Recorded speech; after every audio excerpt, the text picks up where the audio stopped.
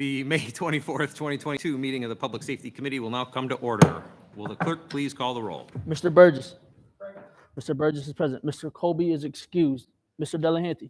Here. Mr. Delahanty is present. Mr. Vecchio Hoffman is excused. Chairman Dondorfer. Here.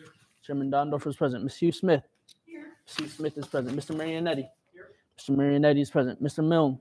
Here. Mr. Milne is present. Ms. Vecchio. Here. Ms. Vecchio is present. Clerk's office is happy to announce that the audiovisual professionals have completed their necessary adjustments needed to address the live microphones when streaming on YouTube.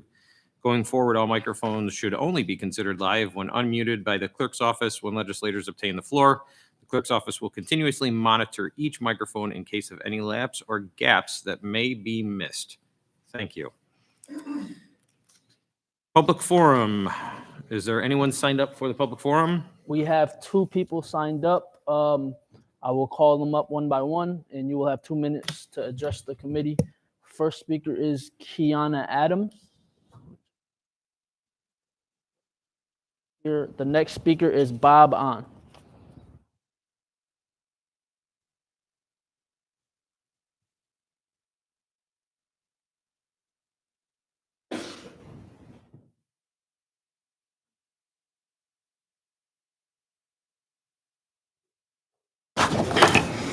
You have the public defender job description developed and posted by the legislature.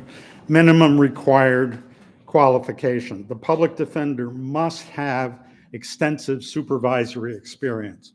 You have 2 resumes. One candidate has 17 years supervisory experience and a 30-year legal career.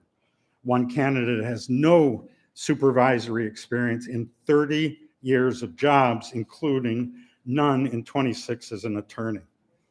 Members of the committee are currently holding or who have held these jobs.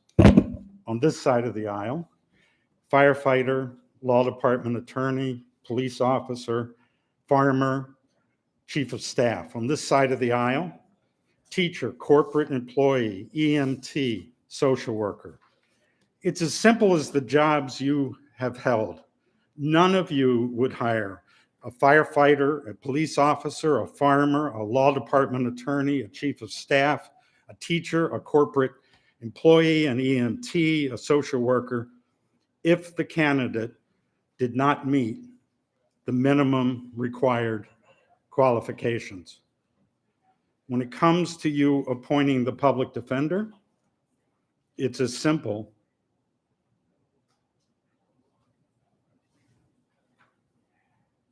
as the jobs you have held.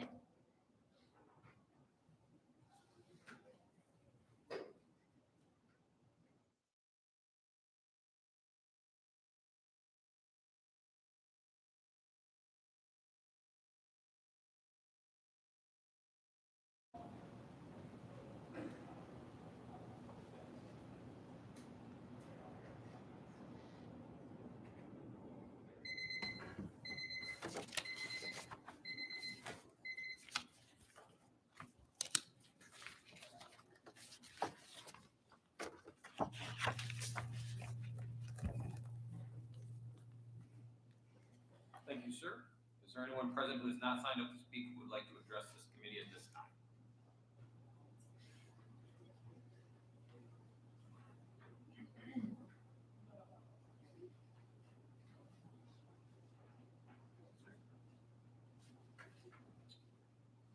Seeing none, I would like to introduce Pat Goosh, the senior planner for Monroe County's Planning and Development Department, will now give a brief overview of the 2023 to 2028 capital improvement program as it pertains to the Public Safety Committee.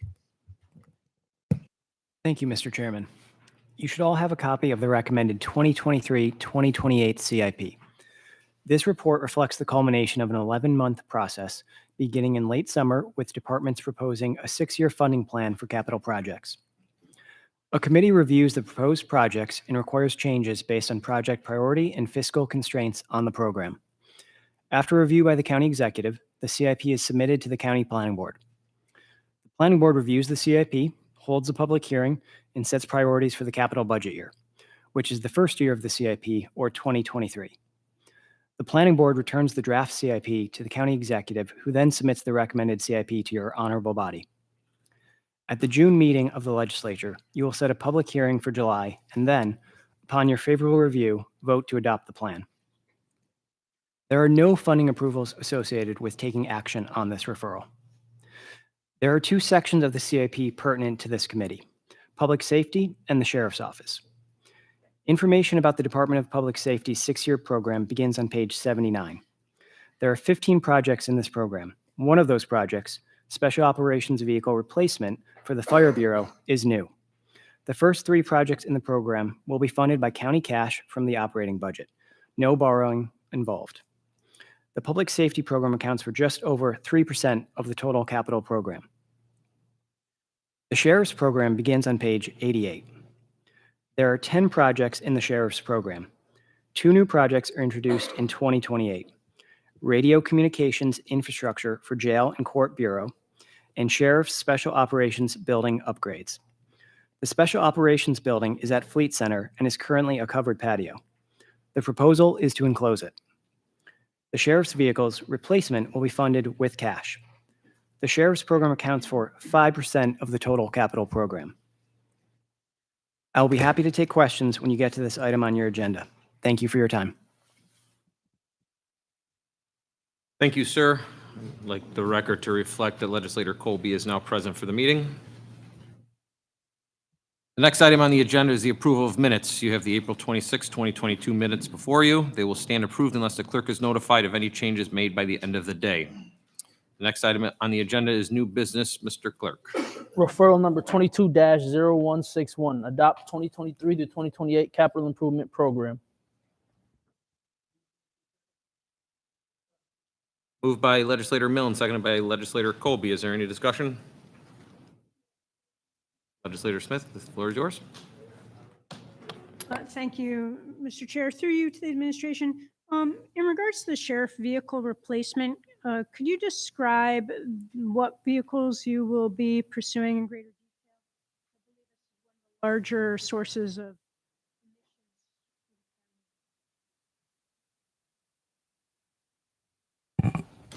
Through the chair, Chief Deputy Michael Fowler for the Sheriff's Office. This is a reoccurring capital cash account that pays for the replacement of all of our fleet vehicles on a rotating schedule. So each year our fleet manager goes through and determines which vehicles need to be replaced and draws from this account for those funds. Thank you. Through you, Mr. Chair. I guess what I want to know is, are we making any efforts to move towards more fuel efficient vehicles, electric vehicles? Through the chair, we always are researching our options. We have just recently started purchasing the hybrid vehicles that we're using in certain locations. It's still in a test phase. We're talking to other agencies that are having problems with some of those vehicles, but we feel comfortable putting them in certain assignments, such as the airport and places like that where their mileage is not quite as high, but that they might be needed to be idling. Beyond those, there are very limited options for law enforcement. We not only have to worry about the vehicle itself, but be able to purchase equipment to outfit that vehicle. So for instance, they have to make the screens to separate the front seat from the back seat. They don't make those for all sorts of vehicles. They have to have the special wiring, the brakes, all that sort of upgrades that we look for. Thank you. Appreciate it. Legislator Milne.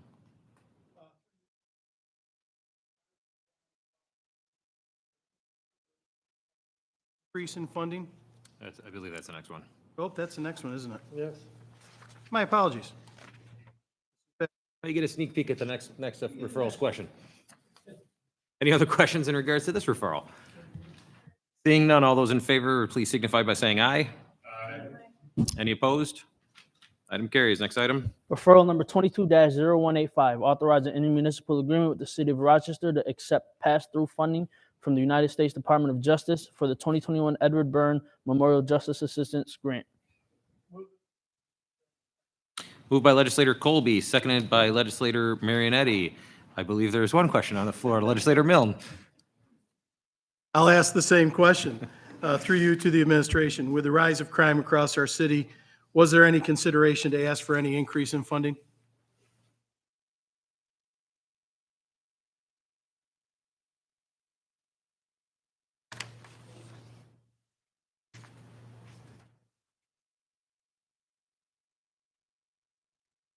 Jennifer Ball from Probation. Through the chair, this is a grant that is received through the city of Rochester. We are a pass-through recipient, so we do not apply for that grant. It is actually passed through us. Thank you. Legislator Colby? Through you, Chairman. So the city through you, Mr. Chairman, the city applies for this grant, but it has to go through the county because of the source of the money or some other reason? Am I understanding that correct, how it's working?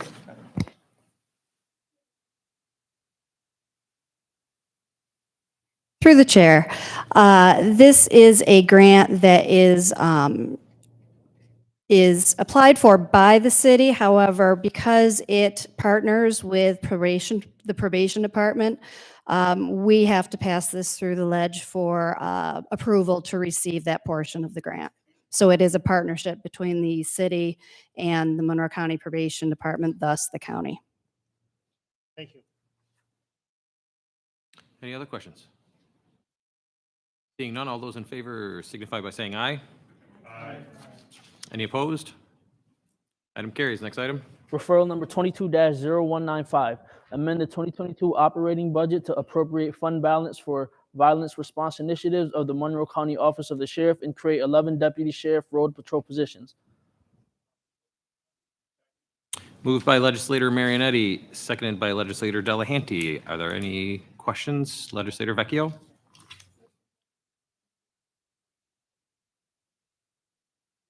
So noted. Yep.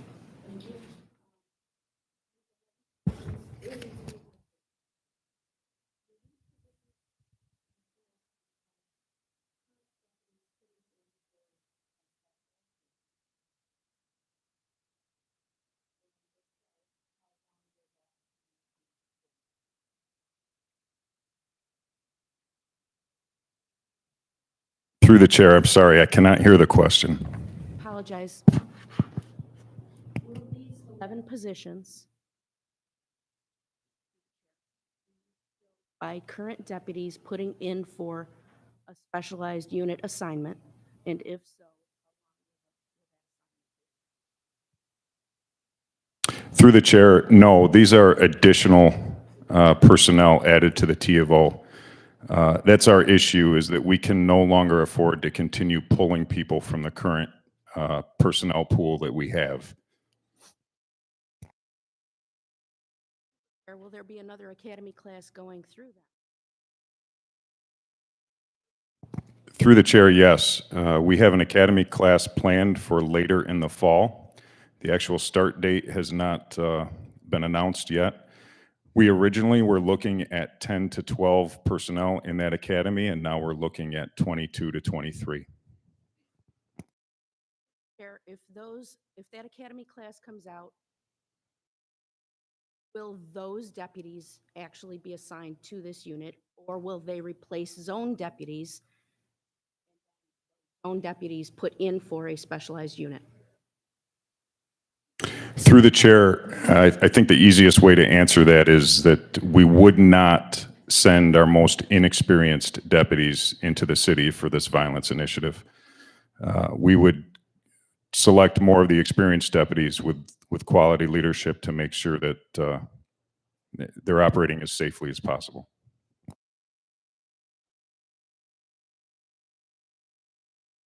Any other questions? Mr. Burgess? Yes, through the chair, wondering how are these new deputies, how will they be prepared for their new role, such as cultural sensitivity and understanding the population in which they are policing? Through the chair, are you referring to the 11 deputies that will be hired to fill these positions? No, the ones that will be assigned to this task force. They'll be selected based upon their performance, their experience, and unfortunately, most often based upon their interest. These are primarily overtime assignments and above and beyond their normal duties. So we do have difficulties maintaining an interest level and assuming this added responsibility. As to your question about their preparedness for this, they are equally as prepared as all the rest of the deputies on the road patrol. They experience the same cultural sensitivity training that we all experience under the guidance of Dr. Torrance Jones. Yield the floor. Legislator Colby.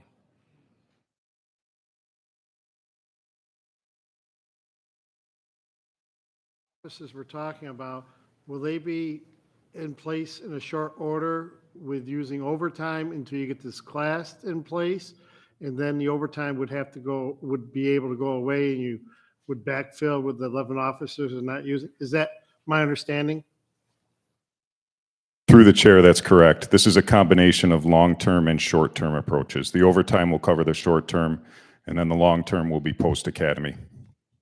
So following up on that, shortly after this resolution, assuming gets passed, we will see the additional officers in the city in short order? Sir, you're actually seeing them now through the chair. They are in place. They've been in place for the past 4 weeks. What this resolution does is allow us to continue that effort until the manpower increases because our budget is quickly being depleted. Thank you. I'll yield the floor. If I may ask you one question. Your help is extremely important in the city and extremely welcomed with open arms from what I'm hearing from friends. However, as my position in here, obviously funding is quite the issue. Has the county, has the administration or the sheriff's administration looked to, I guess, essentially send City Hall a bill for our services inside the city limits on the work that is being done due to the fact that they are unable to properly staff their police department?